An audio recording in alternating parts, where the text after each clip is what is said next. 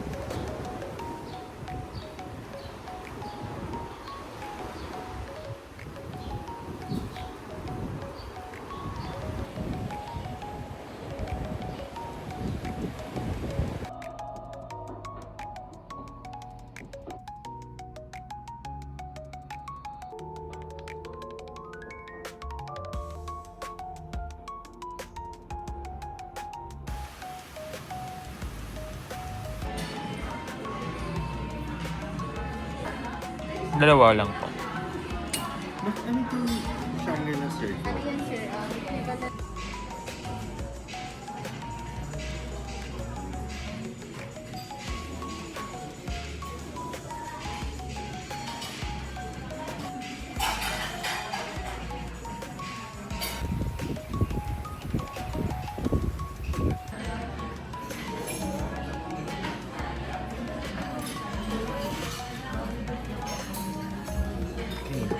Let's try.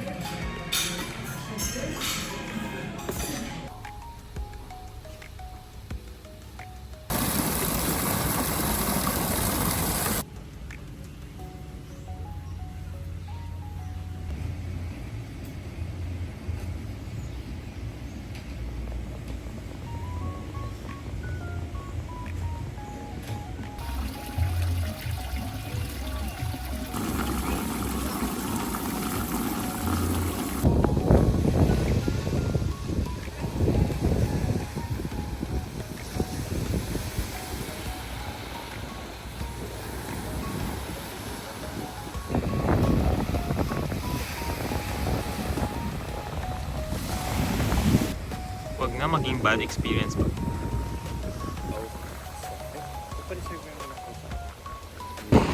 What's up guys? Welcome to Shangri-La, Boracay. Uy! Andito ako ngayon sa beach. So alas 6 na, medyo hindi maganda ang panahon ngayon kaya walang masyadong araw. Supposedly may sunset tayo dito. Pero ito yung situation ng Boracay. It's September, ano ba? September 19, Friday. So itong Shangri-La Boracay, nasa Station 0 siya. But yung beach dito hindi kasing wide and kasing fine ng beach sa Station 2. Kaya ito yung expect nyo. Tapos medyo maalon. Woo! Mag-swimming muna ako.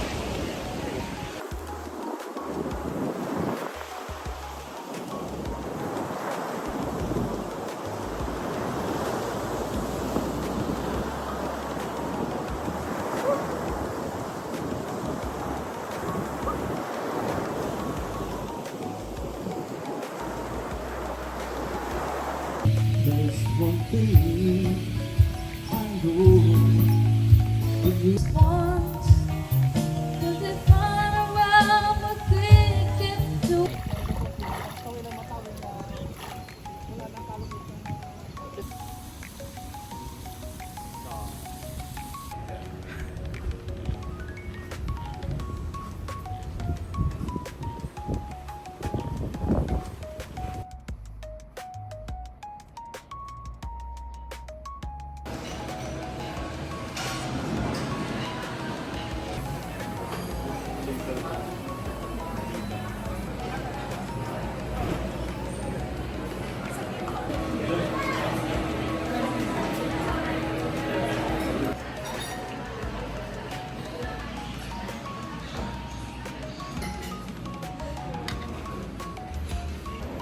Good morning guys! It's a gloomy Saturday morning dito sa Boracay. Medyo masama ang panahon, may habagat.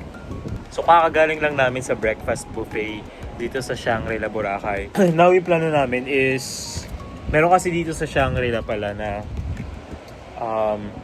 complimentary na activities. So today, Saturday, merong snorkeling ng 10 a.m. Hindi kami makasama ng snorkeling. By the way, it's already 9:40 a.m. Hindi kami makakasama ng snorkeling kasi puno na daw, yung wala na daw slot.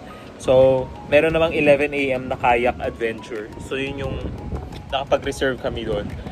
Tapos, later ng afternoon, pupunta kami ng Station 2. Ito yung ano nila, activities nila for the week. Hindi ko alam kung nagbabago-bago yan.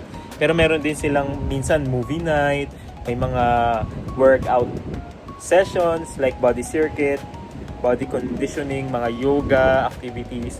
So it's good, no? Kasi kung wala ka namang gagawin for a day and tinatamad ka na lumabas ng Station 0, may mga activities ka dito na pwede mong i-take advantage of sa mismong hotel. Hindi ka na kailangang mag-book pa or gumastos pa on top of yung binayaran mo. I hope na gumanda ang panahon today. Ito ang ating lagay ng panahon.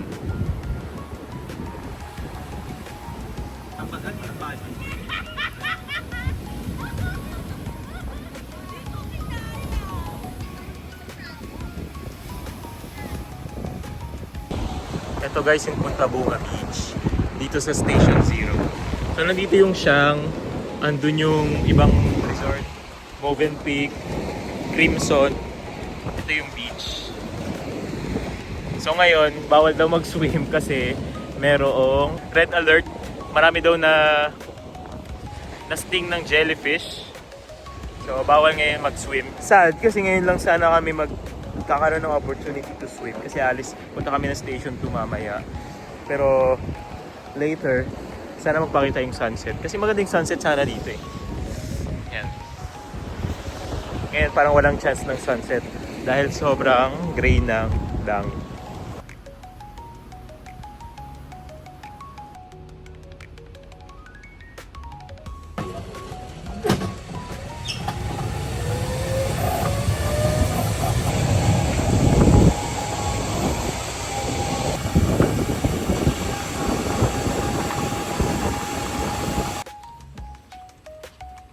Can you feel the zen?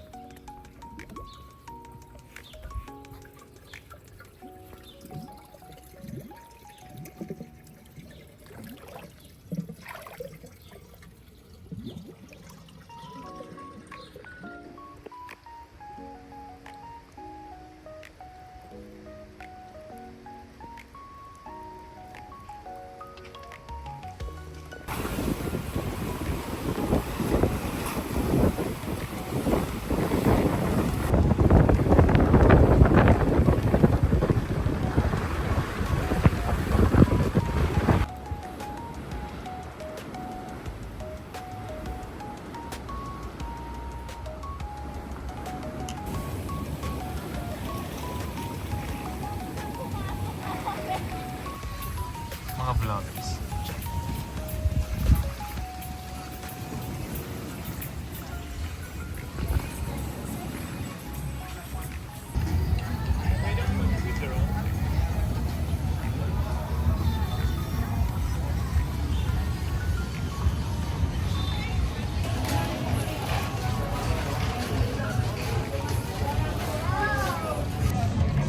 parang sinara pala nila tong kalsada na to sa may harap ng D-Mall.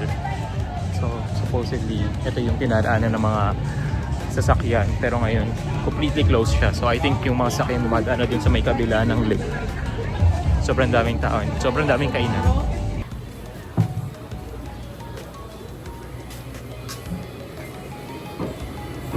To Station 2.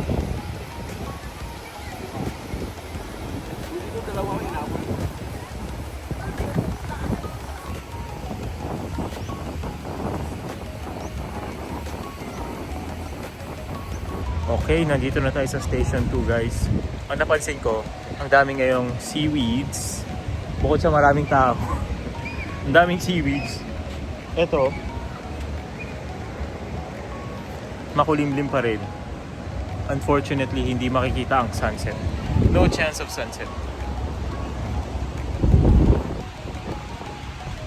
Pero ang laki ng beach. Iba talaga yung sand eh. Tingnan mo. Yung sand dito is mas pino siya compared doon sa Station 0. Makapag-swimming ka pa rin naman, may mga spot pa rin na medyo makakuha ka ng magandang picture. Daming paraw.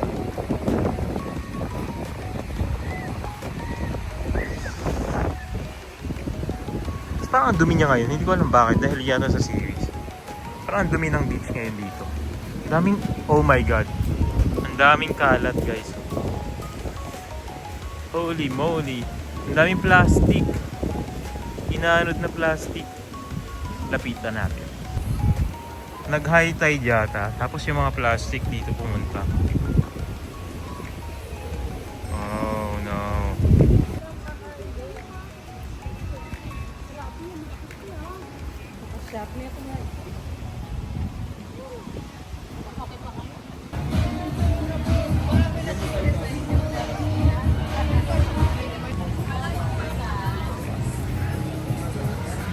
Ito na yung D-Mall. Sa D-Mall, marami diyang pwede kang pumasok. And maraming makikita mga shops, kainan. Nandyan yung mga inasal. Malapit dyan yung Jollibee. Ang alam ko may KFC. Dito siya sa Epic. Epic Bar. Ito ang D-Mall paggabi. And dito tayo kakain sa I Love Barbecue.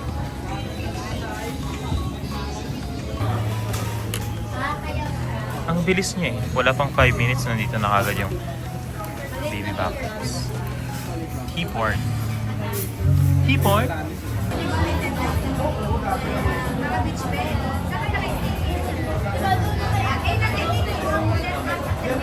So nandito kami ngayon guys sa Epic Bar. Malapit lang rin siya sa D-Mall. Pinakita ko kanina. Pero galing kami ng I Love Barbecue. Doon kami nag-dinner and ang sarap ng spare ribs. Medyo matamis na flavorful and sobrang lambot ng meat. Tapos medyo reasonable yung price niya. So I highly recommend that. I Love Barbecue. So may D-Mall. Fairness, mura yung amaretto sour dito. Yung isang glass na ganito, 180 pesos lang. Hindi pa yan happy hour. Mas mura yan pag happy hour. Parang buy one, take one. Pero ito kasi yung medyo known na drink dito sa Boracay. Medyo lasang bubblegum. Okay, tikman natin.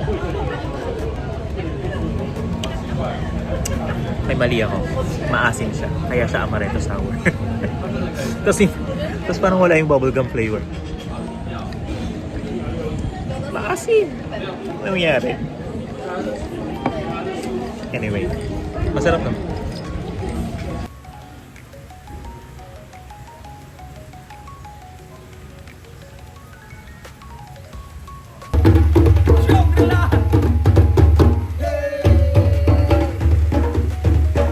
That's it guys, it's a Sunday today. We're saying goodbye to Boracay for now.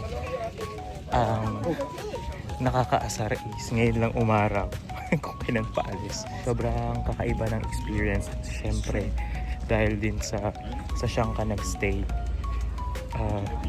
Dito ko lang naintindihan bakit yung mga mayayaman is gusto talagang gumasta sa magandang accommodation kagaya ng siyang. Kasi ibang-iba talaga yung experience. And if you have, yung capacity, why not have that first class experience? I'm gonna end the video here. Thank you so much for watching. Bye-bye.